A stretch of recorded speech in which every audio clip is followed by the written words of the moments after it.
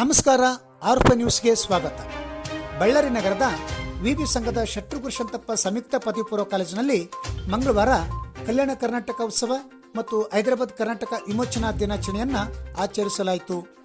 ಈ ಕಾರ್ಯಕ್ರಮದ ಅಧ್ಯಕ್ಷತೆಯನ್ನು ವಹಿಸಿದ ಕಾಲೇಜಿನ ಪ್ರಾಚಾರ್ಯರಾದ ಶ್ರೀ ಶರಣಬಸವರಾಜ ಧ್ವಜಾರೋಹಣ ಮಾಡುವ ಮೂಲಕ ಹಾಗೂ ಸರ್ದಾರ್ ವಲ್ಲಭಾಯ್ ಪಟೇಲರ ಭಾವಚಿತ್ರಕ್ಕೆ ಪುಷ್ಪಾರ್ಚನೆ ಸಲ್ಲಿಸುವ ಮೂಲಕ ಕಾರ್ಯಕ್ರಮಕ್ಕೆ ಚಾಲನೆ ನೀಡಿದರು. ನಂತರ ವೇದಿಕೆಯಲ್ಲಿ ಉಪಸ್ಥಿತರಿದ್ದ ಉಪಪ್ರಾಚಾರ್ಯರಾದ ಶ್ರೀಮತಿ ನಾಗರತ್ನ ಪಾಟೀಲರವರು ಕಾರ್ಯಕ್ರಮವನ್ನು ಕುರಿತು ಮಾತನಾಡಿ, ದೇಶಕ್ಕೆ ಸ್ವಾತಂತ್ರ್ಯ ಸಿಕ್ಕರೂ ಹೈದರಾಬಾದ್ ಕರ್ನಾಟಕದ ಜಿಲ್ಲೆಗಳು ಮಾತ್ರ ನಿಜಾಮರ ಕಪಿಮುಷ್ಟಿಯಿಂದ ಬಿಡುಗಡೆಗೊಳ್ಳಲಿಲ್ಲ. ಇದರಿಂದ ಇಲ್ಲಿನ ಜನ ತುಂಬಾ ಕಷ್ಟ ನಷ್ಟಗಳನ್ನು ಅನುಭವಿಸಬೇಕಾಯಿತೆಂದರು. ನಂತರ ದಿನಾಚರಣೆಯ ವಿಶೇಷತೆಯನ್ನು ಕುರಿತು ಮಕ್ಕಳಿಗೆ ತಿಳಿ ಹೇಳಿದರು.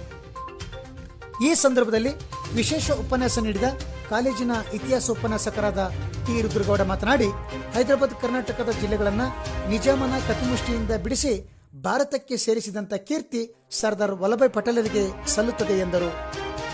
ನಂತರ ನವೆಂಬರ್ 2012ರಿಂದ ಸಂವಿಧಾನ ತಿದ್ದುಪಡಿಯ ಮೂಲಕ ಕಲಂ 371 ಅಡಿಯಲ್ಲಿ ಕಲ್ಯಾಣ ಕರ್ನಾಟಕ ಪ್ರದೇಶಕ್ಕೆ ವಿಶೇಷ ಸ್ಥಾನಮಾನ ನೀಡಿದ್ದು, ಇಲ್ಲಿನ ವಿದ್ಯಾರ್ಥಿಗಳಿಗೆ ಶಿಕ್ಷಣ ಹಾಗೂ ಉದ್ಯೋಗಗಳಲ್ಲಿ ಮೀಸಲಾತಿಯನ್ನು ಕಲ್ಪಿಸಲಾಗಿದೆ. ಆದರೆ ಇದು ಸಮರ್ಪಕವಾಗಿ ಬಳಕೆಯಾಗದೇ ಇರುವುದು ದುರಂತವೆಂದರು.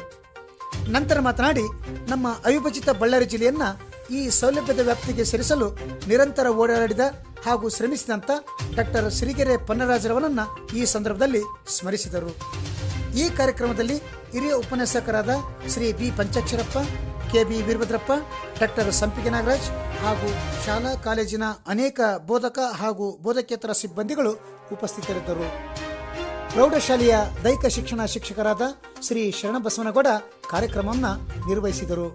ಕಾಲೇಜಿನ ಪ್ರಾಚಾರ್ಯರಾದ ಶರಣಬಸವರಾಜ ವಂದಿಸಿದರು.